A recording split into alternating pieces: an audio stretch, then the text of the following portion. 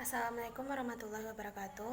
Saya Khaira Fitria dari kelas 11 IPA 3 akan menjelaskan mengenai Organisasi Papua Merdeka.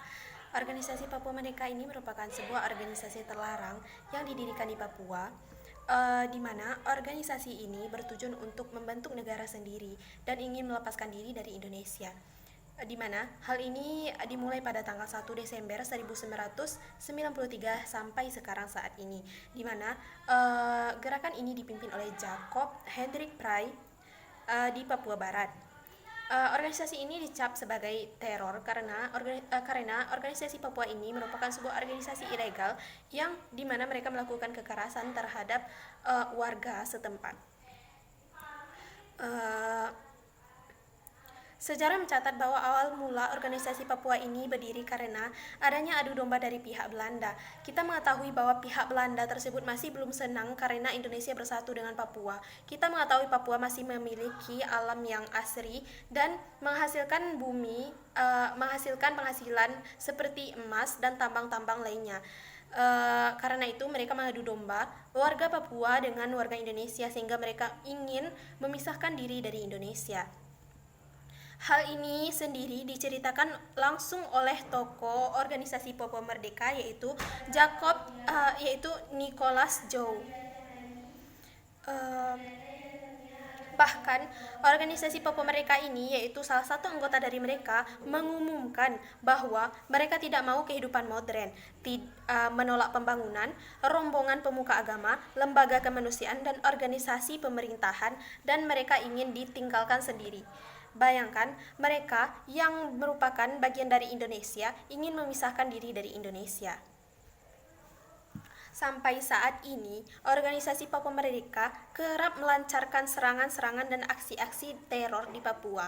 Hal ini menjadikan mereka sebagai kawanan atau rombongan terorisme di Papua, sehingga banyak tentara-tentara Indonesia yang diluncurkan ke Papua untuk melakukan aksi perdamaian dan bahkan untuk melindungi rakyat Indonesia di Papua.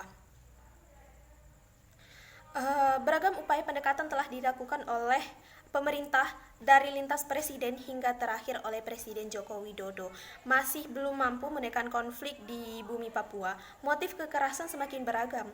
Tak hanya bermula dari isu kemerdekaan saja, tapi juga rasisme yang masih kerap menjangkit di Papua ini. Adapun catatan Tempo terkait beberapa konflik besar oleh organisasi Papua ini yang digerakkan di Papua yaitu yang pertama yaitu tragedi Wamena Oktober pada tahun 2000, di mana pada tahun ini merupakan peristiwa terbesar organisasi Papua Merdeka, yaitu di mana terdapat 24 orang tewas dan 7 orang warga asing luka-luka. Dan ini merupakan sejarah terbesar oleh organisasi Papua Merdeka di mana mereka melakukan aksi teror tersebut, dan ini merupakan duka bagi Wamena dan Papua. Yang kedua itu kasus Wasior Juni 2001, yang ketiga peristiwa Wamena April 2003, dan yang ketiga ini merupakan masih lanjutan dari tragedi Wamena Oktober 2000, masih di satu tempat yang sama dan mereka menggencarkan aksi yang sama. Yang keempat yaitu tragedi Universitas Cendrawasih Maret 2006. Yang kelima, tragedi Panilai Desember 2014.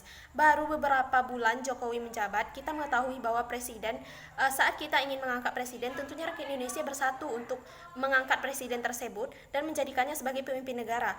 Bayangkan, saat Indonesia baru saja bersatu, tetapi di Papua saja, setelah itu baru saja Presiden Jokowi diangkat menjadi presiden, beliau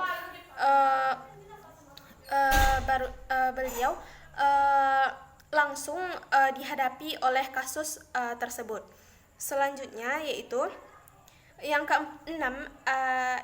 keenam adalah demonstrasi besar-besaran tolak rasisme 2019, di mana rakyat di Papua ini sangat rasisme, atau organisasi Papua ini sangat rasisme, di mana rakyat yang berkulit putih di Papua ini sangat mengalami rasisme di sana karena mereka mungkin karena adu domba dari pihak lain, mereka merasa bahwa mereka menjadi rasis terhadap rakyat Indonesia yang berkulit putih. Yang ketujuh adalah ini merupakan kasus yang terakhir, yaitu pembunuhan pendeta Zanambani, yaitu pembunuhan pendeta Yeremia Zanambani di Intan Jaya, Papua terjadi pada saat konflik bersenjata. Sampai saat ini organisasi Papua kerap melancarkan serangan di berbagai kota Papua. Serangan ini langsung diredam oleh militer Indonesia dengan aksi lebih besar. Bahkan tidak jarang anggota TNI meninggal atau tewas saat melaksanakan tugasnya di Papua ini. Demikian kasus organisasi Papua Merdeka. Khaira Fitria dari kelompok 4. Assalamualaikum warahmatullahi wabarakatuh.